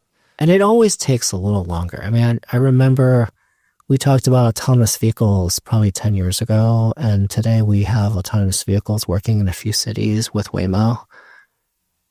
People imagine that would be solved very, very quickly. But where are we going? I think we're going in a world where many of the problems that we have in the past will get solved through automation. Many new problems will get solved through AI because they're going to be as good as we are in doing analysis and being creative and things like that. And so I think it will be a very, very productive megatrend. One way to explore this topic is to ask you what you're looking to avoid with AI investments. And I'm thinking, maybe something that comes to my mind is like it's a wrapper over ChatGPT or something. What are you trying to avoid when it comes to making AI investments? So the wrapper is a good example of something.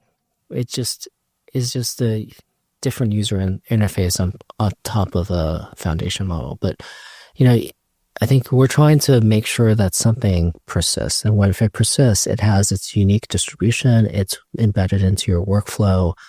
It has true ROI for a long period of time, and it changes the experience.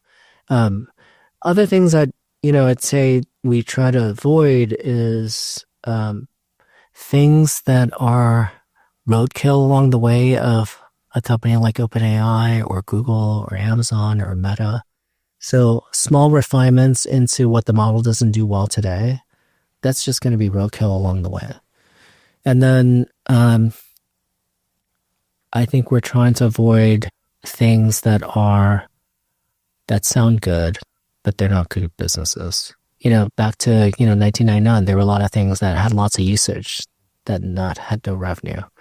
And so right now there's a different example where there's a lot of test revenue, but the churn is very high because people don't stick. So there are a lot of things where you see very, very fast adoption, but the churn rate is very, very poor. So we're trying to avoid those kind of companies. Do you think Google and Microsoft, how do you think you compete with them on a foundational model basis? Like they can scale into enterprise overnight. B, they can spend $100 billion on GPUs. How do you think about that? Are we going to end up in a world where there's only a few foundational models and we're all going to plug into them? To be honest, I don't know, but I'll tell you this. In the history of technology investing that I've been involved with, if you're afraid of the incumbents, you should just punch out. But in 1999, you could have been afraid for Microsoft because they have lots of money, lots of servers, and yet they didn't win search. Someone else won search. Microsoft won the browser war for a hot second. It was Netscape against Internet Explorer. I don't know many people who use Internet Explorer today. Most people I know use Chrome. So this is not a static situation. I think you just have to sort of have an open mind on why you will win. And often the reason why large companies don't win is because they have their own internal issues that slow them down.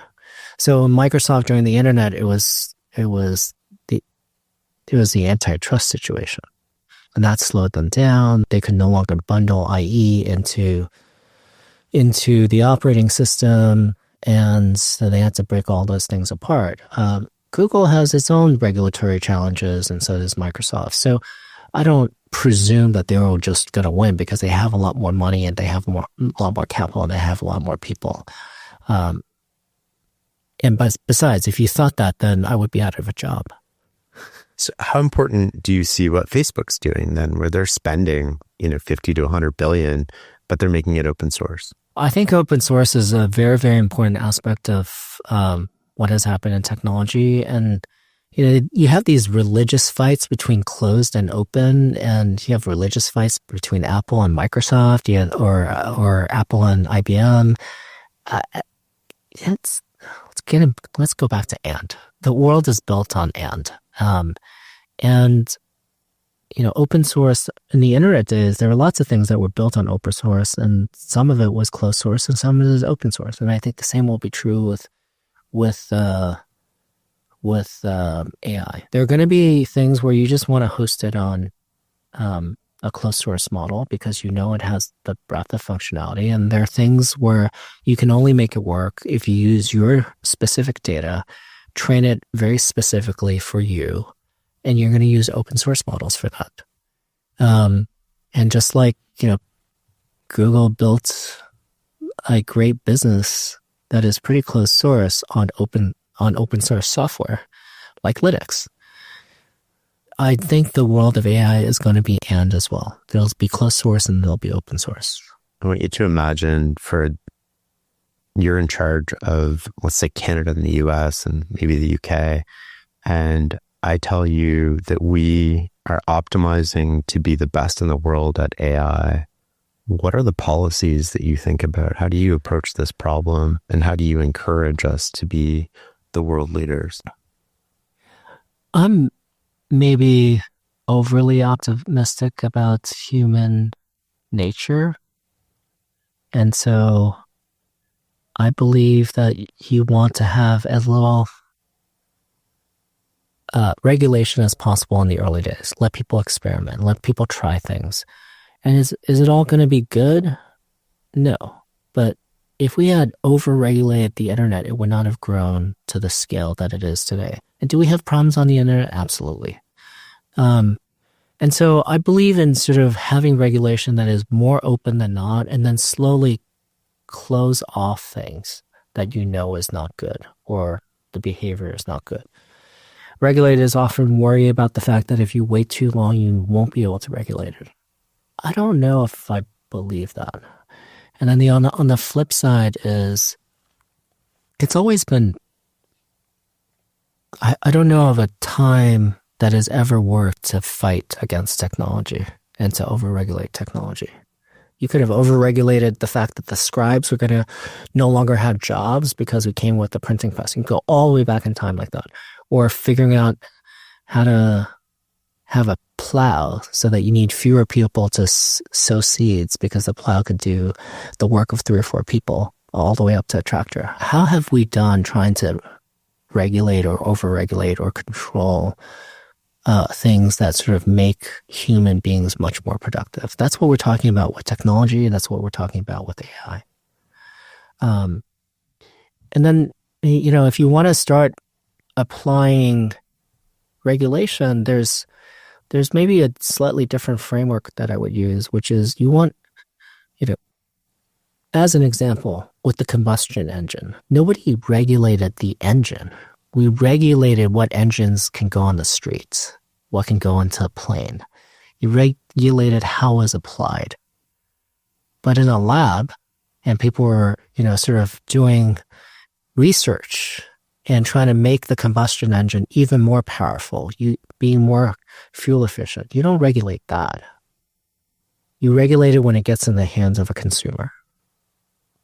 So that was a like removing barriers almost, but like what about amplifying? What about the push? How do we encourage more? How would you embrace this as a country? The market is pretty good at pushing. When they see opportunity, the more and more capital goes into it, more people go into school to, in almost every single technology revolution I've been part of, there are too few people who understand that technology. So when it was the PC industry, there are some people who understand mainframes, very few people who understand PCs. More and more investment went into PCs, more and more people bought PCs, more people started using PCs, more people started building applications for PCs. And so over time, there was just a lot more people and a lot more investment in it. People went to school to sort of write software specifically for the PC as opposed to framework, the mainframe. That happened in the internet. Most people didn't know how to build a website. More and more people learn how to program in HTML and Python and Linux and learn how to use Linux to build. Today, and that happened with cloud and mobile. So today we have probably too few people who really, really understand the technology and its application.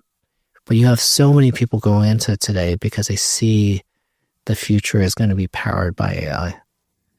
And so wait a year or two. I bet you there's plenty of push today. That's why the valuations are high for AI companies. And wait a year or two. There's going to be a lot of things that are going to be built. In fact, the hot take is that many things will be overbuilt. So maybe we're building too many GPUs for a year or 2 years out. Maybe there are too many data centers that have GPUs a year or 2 years out. And maybe those things will get cheap. And when they get cheap, we'll find new applications when it gets really, really cheap. That would be sort of the history of market. Actually, it's interesting that you brought up don't fight technology. There's a saying in investing, don't fight the Fed. It's sort of the same sort of, and then what? The Fed is way more powerful in many respects. Than technology? No. Well, I think the Fed can constrain or can loosen money supply in a very dramatic way. So it applies throughout the whole economy, right, as opposed to just about technology. Historically, businesses have cycles. We tend to overbuild when we're optimistic. And then, you go through that phase you just talked about.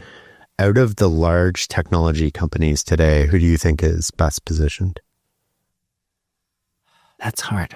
Well, if you want to use don't fight the tape, when I started in my technology career, Microsoft was the largest technology company, and today they're the largest company. And so they seem to have figured out through their ups and downs how to stay relevant and stay on top. I think Google's having some challenges with their own regulatory issues. And Apple, don't ever count Apple out, because they weren't the first to come up with the PC. They weren't first to come up with the mobile phone. There's so many other mobile phones. They just wait until they can create a great customer experience. And then when they do, they pounce. They weren't the first to come up with an MP3 player.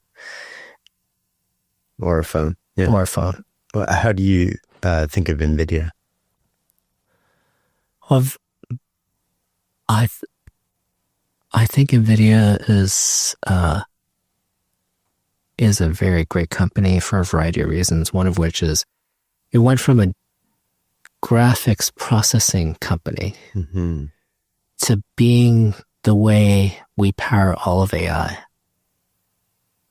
And they fought for so long about this idea of parallel processing, where the CPU worked a certain way, the GPU worked a different way, and the GPU is now shown to be more powerful after we sort of got to the edge of Moore's law. The GPU is winning out because they can process things much more efficiently. But I worry about they've only had one leader in their whole cycle. I worry about what happens when Jensen decides not to be at the head of NVIDIA? Yeah, that is the question, I guess, right? I think that's the question a lot of people have. Jensen's a remarkable sort of CEO. Jensen's a remarkable CEO, and he does things very differently than anybody else. We had him speak at our base camp, which is our annual retreat for our founders, and he just came out with so many great stories about NVIDIA, about his personal life, but also about his management style that is so different. I remember being there, and that was awesome. Yeah. Sometimes you've said in the past that sometimes the path to greater efficiency is doing things sequentially, and sometimes it's doing them in parallel. Can you explain that? Well, I think most people are trained to do things in serial. They take a problem, they break it down into pieces, and they do one piece at a time. So step number one, solve the problem number one, solve problem number two, because we need the solution to problem number one to feed into problem number two. And they eventually go down the path. And a lot of, like, if you're an individual contributor, you write code, you just keep writing the code, and you finish the code and you submit it. But if you're managing a team, you need to break down this piece of software into components so that you can give it to your team members. You have all 10 of them working on it. As opposed to you write it yourself, and even if you're a really good software writer, you literally have to be a 10x engineer on top of your 10x engineer. So you have to be a 100x engineer to do it in the same time frame that 10x engineers can do it. And sometimes it's just more efficient to just break the problem down so that you can put them in parallel and then stick them all together. How do you think about companies and time span, and specifically maybe with an angle towards positioning yourself to rapidly adapt to whatever the future brings versus trying to predict the future and running ahead of it? I think the consensus would tell you that it's very, very hard to predict the future. And your ability to predict the future is uneven, because in the world that you know, you may be able to be very good at predicting the future. But the world is not stationary, and the world changes. And in this new world, trying to predict the future when you don't have many facts or many patterns that you can go against, it's much better to have a machine that knows when to pounce than to try to predict what's going to happen. Go deeper on that, a machine. Well, your company is in some sense a machine. And so you're trying to figure out when you should pounce on an opportunity. You're building, and you decide, I'm going to take this path now. And you're going to make your company go in this direction because you see the opportunity in this path. Maybe make it the example more concrete. Perhaps, as an example, DoorDash started with food delivery, but specifically restaurant delivery. And they waited until they figured out an advantage that they can have in grocery.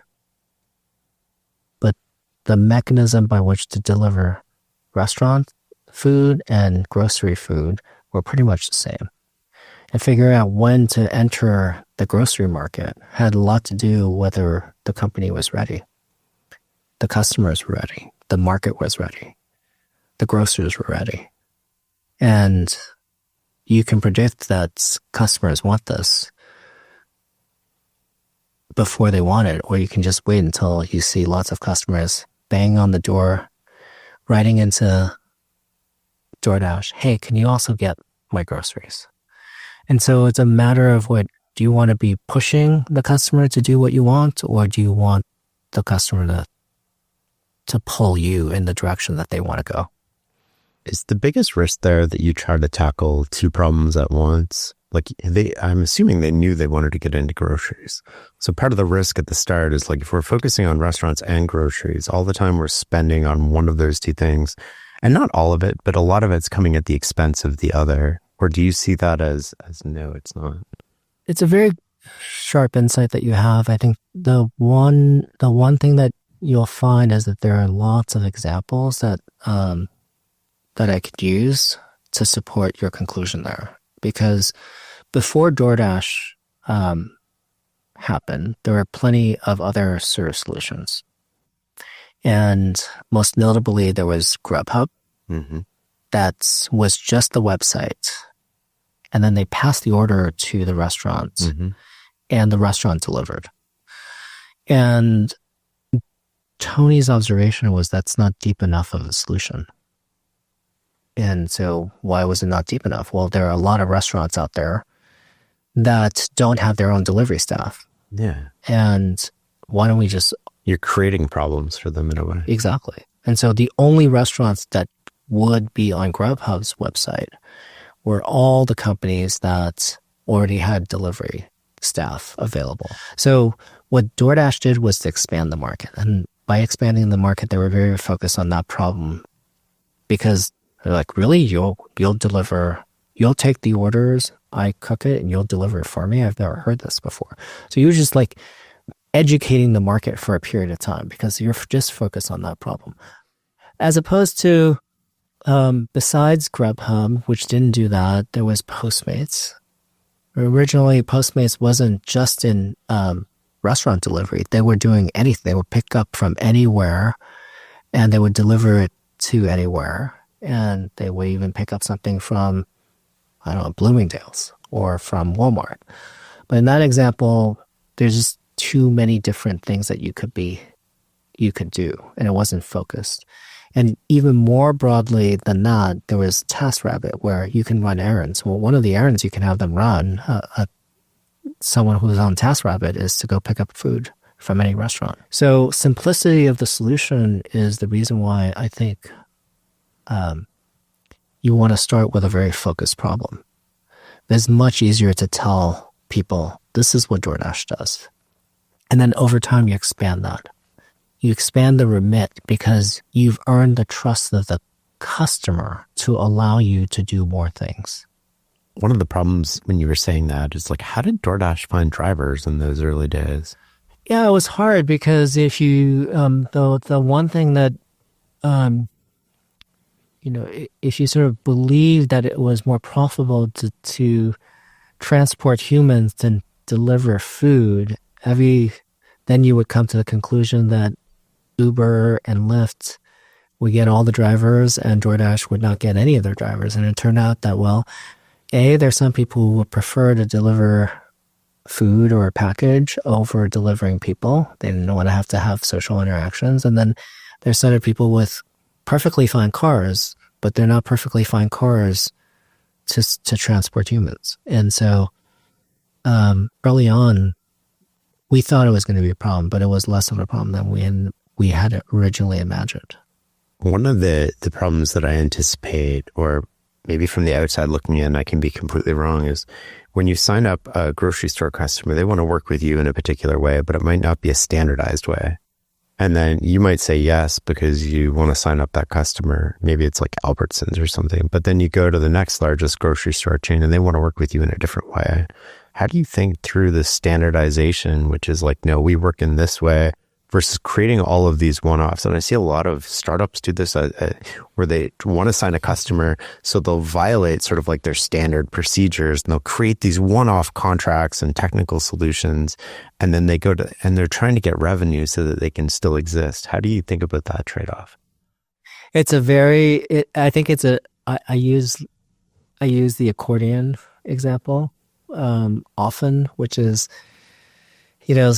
you pull the accordion too far and then you have to push it back in. And, at some level, if you are super rigid, you're not going to win your first few customers. So at the very beginning, the accordion is completely folded, and you do pull the accordion and you allow things that you may not have allowed, you may not want to allow in the very early days. And then it gets super far stretched, and you're like, oh shoot, I need to standardize a bunch of things. And then first, you're not going to go back on these customers, or merchants. So you're going to go back. You're going to go into the next inning with a lot more standardization, or you break up your 100 customers into 3 personas or 4 personas and try to have 4 different standardizations. But trying to be overly standardized at the beginning is generally not a great idea. And the opposite of that is have a standardized product and then allow customization on the edges. And I think a lot of software companies try to do that. When build a platform, look, the platform is not changing. You're buying the platform, but on the edges, we allow for customization, and you do it at the beginning. You find other developers who are willing to do the professional services on the side, and you can go from there. It's almost like you earn the right to do standardization when you're sort of trying to be the back end, where you have to accommodate at the start and widen the accordion. And then as you get scale and network effects and more benefits to the merchant or partner that you're partnering with, you sort of can more standardize. Is that true? That is true. And I also just think it's there's a lot of hubris in thinking that you can standardize at the beginning when you don't even know whether that's the right solution for everyone to standardize on. And so bring some customers. They'll tell you your standardization doesn't work it's not only just because it doesn't work for them. It may be that it doesn't work for many people, and at least learn from that. What's the difference between working backwards and working forwards? So working backwards is this idea that Amazon popularized, which was you start with the vision of the world that you want to imagine, and you think about, if everything goes right, what is the world that we live in, and what does this product become that you're trying to build? And at Sequoia, we call that the pre-parade. And, if everything goes right with this company, what does it become? And then you work backwards from there. What 1 year before that, what does it look like? 2 years before that, what does it look like? And Amazon popularized by working backwards, meaning that go from the future all the way to today. And I love that concept in a sense, but I've also seen lots of founders struggle to take it from the future, which they have this great vision of the world, and really map it all the way back to today. They map it somewhere 5 years out, 10 years out, but they can't map it to today. And I also tell founders, okay, that's the future that you're aiming for. Here are the realities of today. What does it look like 1 year ahead, 2 years ahead, 3 years ahead? That's working forwards. And if the two don't match, probably you're not on the same trajectory.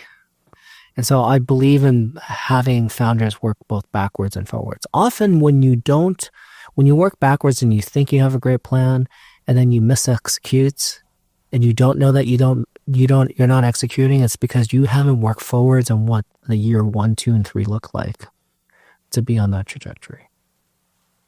What are the 2 or 3 mental models you keep coming back to most when you're making a decision?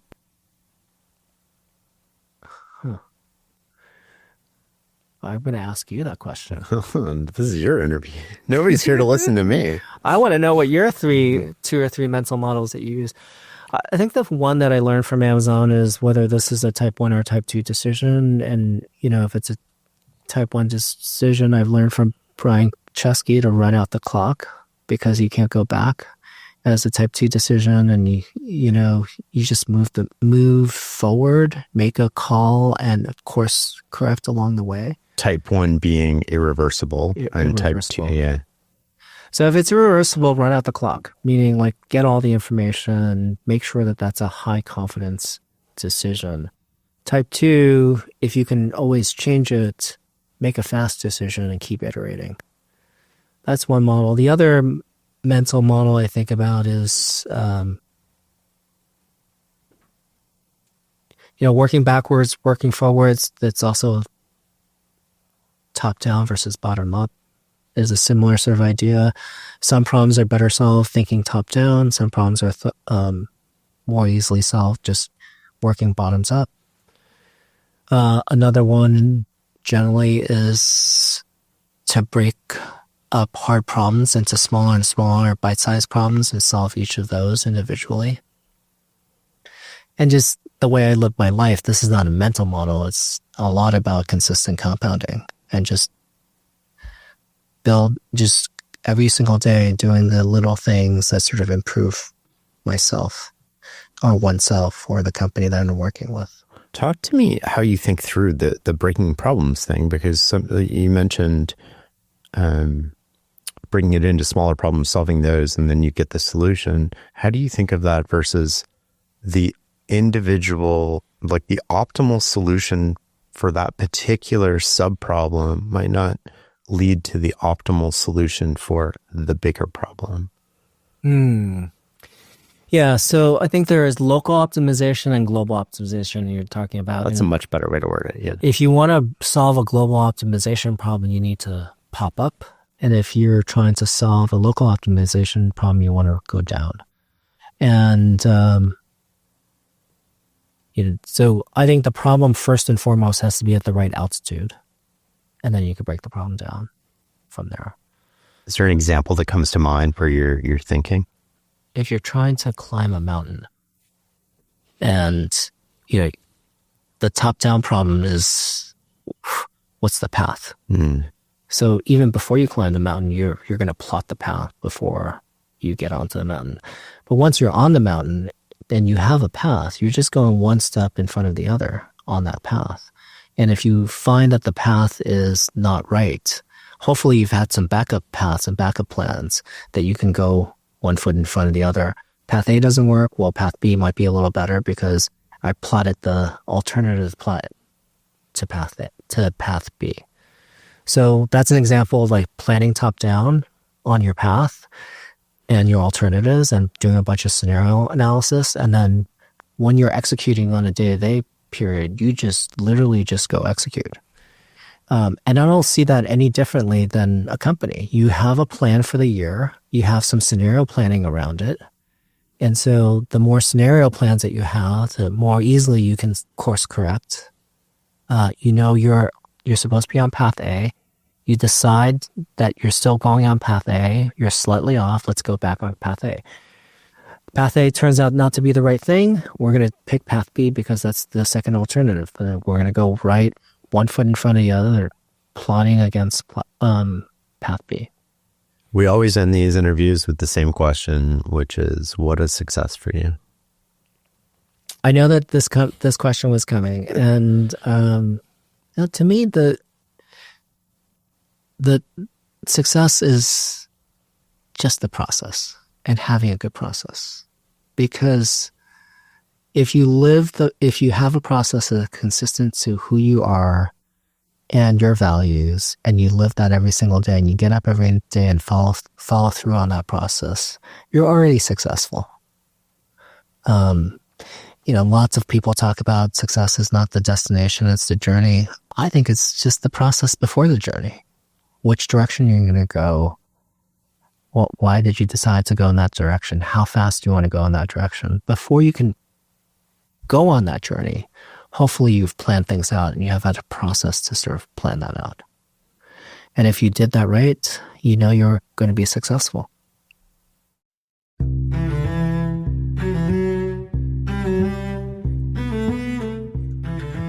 Thanks for listening and learning with us. For a complete list of episodes, show notes, transcripts, and more, go to fs.blog/podcast or just Google The Knowledge Project.